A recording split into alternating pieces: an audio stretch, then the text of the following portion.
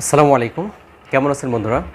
আজকে আমি ইংরেজির যে টপিকস নিয়ে আলোচনা করব সেটা হলো কিছু ওয়ার্ড আছে যে ওয়ার্ডগুলো আসলে দেখতে মনে হবে যে প্লুরাল বা সিঙ্গুলার, কিন্তু এটা হচ্ছে মূল কী ব্যবহার কি ইউজ যেটা হবে, বাক্যে কীভাবে আমরা এটা ইউজ করব, এটাকে কি আমরা সিঙ্গুলার ইউজ করব নাকি প্লুরাল হিসেবে ইউজ করব, বা যখন এই শব্দগুলো পরে কোনো ভার্ব আসবে তখন ভার্বটা কি সিঙ্গুলার হবে নাকি প্লুরাল হবে। তো এটা নিয়ে হচ্ছে কথা। তো কিছু ওয়ার্ড আছে যে অর্থের দিক থেকে মনে হবে সিঙ্গুলার, এগুলো অর্থের দিক থেকে সিঙ্গুলার, কিন্তু যখন আপনারা দেখবেন বাক্যে এগুলো ব্যবহার করা হচ্ছে তখন কিন্তু এগুলো প্লুরাল হিসেবেই ব্যবহার করা হচ্ছে। অর্থাৎ কিছু শব্দ আছে যে শব্দের অর্থটা হলো সিঙ্গুলার কিন্তু শব্দটা হলো প্লুরাল। তো সেই ক্ষেত্রে আমরা শব্দগুলো জেনে নিই। সেই শব্দগুলো একটা হচ্ছে পিপল। পিপল মানে হলো মানুষ বা জনতা। তারপর হচ্ছে স্পেকটেকলার। স্পেকটেকলস অর্থ হলো চশমা, আমরা সবাই জানি। আসলে ওয়ার্ডগুলো খুবই কমন ওয়ার্ড। স্পেকটেকলস অর্থ হলো চশমা। ট্রাউজার্স। ট্রাউজার্স শব্দ হলো TROUSERS। ট্রাউজার্স অর্থ হলো লম্বা পাজামা। লম্বা যে পাজামাগুলো আছে বা যে ফুল প্যান্টগুলো আছে আমাদের, আমরা এই ফুল প্যান্টগুলোকে সাধারণত ট্রাউজার্স বলে থাকি। তো ট্রাউজার্স অর্থ হলো লম্বা পাজামা। সিজার্স। Scissors SCISSORS।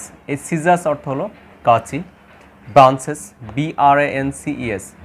ব্রাঞ্চেস মানে হলো শাখা।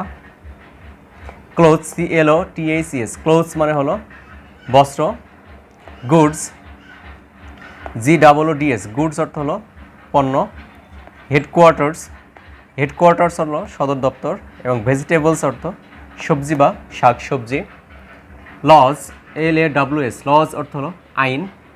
Police POLIC। পুলিশ অর্থ হলো পুলিশ।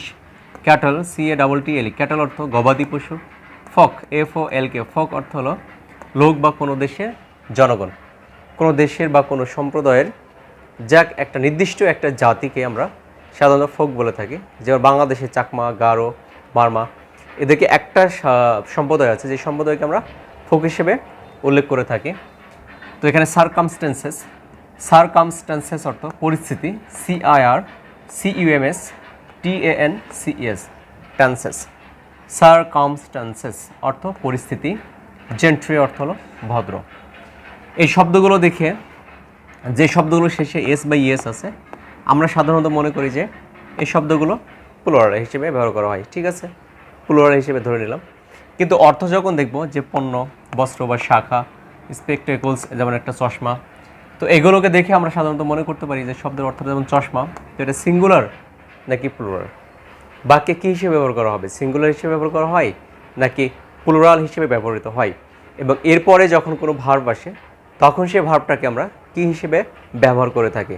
তো definitely just we have to remember that, এটাকে আমাদের অবশ্যই মনে রাখতে হবে যে এই ভার্বগুলো হচ্ছে, এখানে যে ওয়ার্ডগুলো আছে এই প্রতিটা ওয়ার্ডগুলো হচ্ছে প্লুরাল। কী অর্থ ব্যবহার করা হবে? প্লুরাল অর্থ ব্যবহার করা হবে, এবং এরপরে যে ভার্বগুলো আসবে সবগুলোই হবে প্লুরাল ভার্ব। কী ভার্ব আসবে? প্লুরাল ভার্ব আসবে।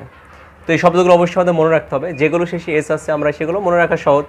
সাধারণত আমরা জানি কোনো শব্দের শেষে এস বা ইএস থাকলে সেই শব্দটা আমরা প্লুরাল, এটা হচ্ছে জেনারেল একটা নিয়ম আছে। কিন্তু যে শব্দগুলো শেষে এস নাই, যেমন এখানে আছে পিপল, আছে পুলিশ, আছে ক্যাটল, আছে ফক, আছে জেন্ট্রি, তো এই শব্দগুলোর শেষে আমাদের সাথে একটু প্রবলেম হয়ে যায় যে আসলে এটা কি প্লুরাল নাকি সিঙ্গুলার। তো আপনাদের মনে রাখতে হবে এই নির্দিষ্ট কিছু ওয়ার্ড আছে, এই শব্দগুলো কিন্তু প্লুরাল শব্দ, এবং এরপরে যখন কোনো ভার্ব আসবে সেক্ষেত্রে কিন্তু আমাদেরকে প্লুরাল ভার্ব বসাতে হবে, কারণ এই শব্দগুলো আসলে চাকরির ক্ষেত্রে আসে। যে কোনো চাকরি পরীক্ষার ক্ষেত্রে আপনারা দেখবেন যে এখান থেকে একটা না একটা ওয়ার্ড দিয়ে আপনারা হচ্ছে শূন্যস্থান বা গ্যাপ পূরণ করার ক্ষেত্রে একটা বাক্যের মধ্যে আছে। যেমন ম্যাক্সিমাম যে শব্দটা ব্যবহার করা হয় সেটা হচ্ছে এখানে গুডস। আমরা গুডস দেখছি, গুডস শব্দটা কিন্তু অধিকাংশ চাকরি পরীক্ষায় আমি ফেস করেছি এবং অনেকেই হয়তো ফেস করেছেন, যারা আমরা জানি গুড মানে হচ্ছে ভালো, কিন্তু যখন আপনি এস যোগ করে দেবেন গুডস, তখন কিন্তু এটা মালামাল হয়ে যায় বা এটা পণ্য হয়ে যায়। তো এই ক্ষেত্রে আমাদেরকে অবশ্যই খেয়াল রাখতে হবে। তো আমরা কয়েকটা উদাহরণ দেখে বুঝবো যে আসলে বাক্যগুলো কীভাবে ব্যবহার করা হয় বাক্যের মধ্যে। তো আমরা যখন বলি যে মাই, আমি এখানে বলতে পারি যে মাই circumstances are ওয়েল আর গুড। তো এখানে যে শব্দটা আমরা খেয়াল করব সেটা হলো যেমন মাই সারকামস্টেন্সেস। তো এখানে হচ্ছে আমার পরিস্থিতি। তো পরিস্থিতির ক্ষেত্রে আমরা সাধারণত হেজিটেশন ফিল করি যে এখানে ইজ হবে নাকি আর হবে। তো সেক্ষেত্রে মাই সারকামস্টেন্সেস, যেহেতু এই শব্দটা হচ্ছে প্লুরাল, আমি আগেই বলেছি, সেক্ষেত্রে এখানে আমার ভাবটা হবে প্লুরাল। যেমন মাই circumstances are well or good, যে আমার পরিস্থিতি হচ্ছে ভালো। ঠিক আছে, আপনি বলতেও পারেন যে my circumstances are his circumstances are not good are not well, তার পরিস্থিতি ভালো না। তো এই শব্দগুলোর ক্ষেত্রে আমরা যখন বাক্যে ব্যবহার করে থাকি তখন এগুলো খেয়াল রাখতে হবে, যেটা হচ্ছে প্লুরাল শব্দ এবং এটা হচ্ছে প্লুরালের পরে যে ভার্বটা আসবে সেটা হচ্ছে প্লুরাল ভার্বই আসবে। তো আরেকটা ক্ষেত্রে আমরা বলতে পারি যে এখানে পিপল, আমরা দিতে পারি people are happy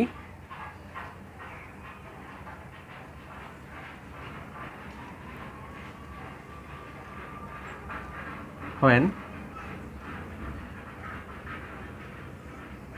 they get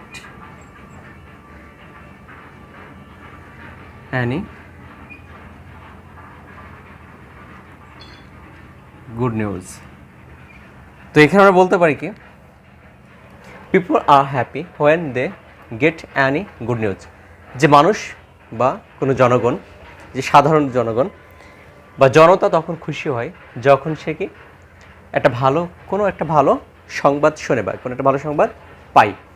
তো আমরা এখানে দেখতেছি যে এখানে পিপল আসার কারণে, পিপলটা কিন্তু প্লুরাল, তো এই পিপল আসার কারণে ভার্ব হলো প্লুরাল, অর্থাৎ এখানে ইজ না হয় আর হবে। কারণ কি পিপল হচ্ছে প্লুরাল ফর্ম, অর্থাৎ প্লুরাল ফর্ম যদি কোনো শব্দ বাক্যে ব্যবহার করা হয় তারপরে যে ভার্বগুলো আসবে তারা কিন্তু অবশ্যই মানে every plural word contain plural verb, অর্থাৎ প্রতিটা প্লুরাল শব্দই কিন্তু প্লুরাল ভার্ব বহন করে। তো এখানে একই সিস্টেম হয়েছে, পিপল থাকার কারণে আর পিপল প্লুরাল হওয়ার কারণে এখানে ভার্ব হয়েছে আর, এবং এখানে হোয়েনের পর আমরা যে প্রোনাউন ইনস্ট্যান্ট বসিয়েছি অর্থাৎ দে, এই প্রোনাউন কিন্তু এই যে এখানে যে শব্দ নাউনটা হচ্ছে নাউনের রিপ্লেসে বসানো হয়েছে, পরিবর্তে বসানো হয়েছে। তো এখানে প্লুরাল হওয়ার কারণে এখানে হি না হয়ে দে হয়েছে। কারণ কি আপনার হির বহুবচন প্লুরাল হলো, পিপলের প্লুরাল হবে দে, অর্থাৎ জনগণ তখন খুবই খুশি থাকে যখন তারা কোনো একটা ভালো সংবাদ পায় বা ভালো সংবাদ শোনে। তো সেক্ষেত্রে আপনাদের অবশ্যই খেয়াল রাখতে হবে এখানে যে ওয়ার্ডগুলো আছে, তো এই ওয়ার্ডগুলো হচ্ছে প্লুরাল ফর্ম।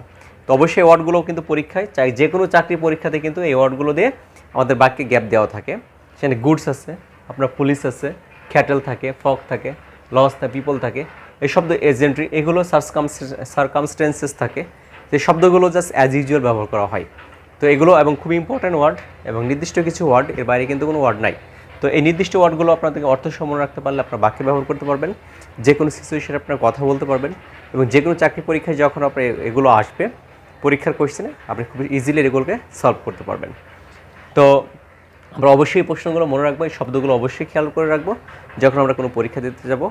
আর কিছু ওয়ার্ড মুখস্থ রাখলে সেটা আমাদের অবশ্যই কথা বলাকে আরও ফ্লুয়েন্টলি বাড়িয়ে দেয়। তো আমরা অবশ্যই কিছু ওয়ার্ড বানানসহ অবশ্যই মনে রাখবো। তো আজকে এই পর্যন্ত, পরবর্তীতে আমি আবার আপনাদের জন্য খুব গুরুত্বপূর্ণ একটা ক্লাস নিয়ে হাজির হতে পারি। আমার জন্য দোয়া করবেন। আসসালামু আলাইকুম।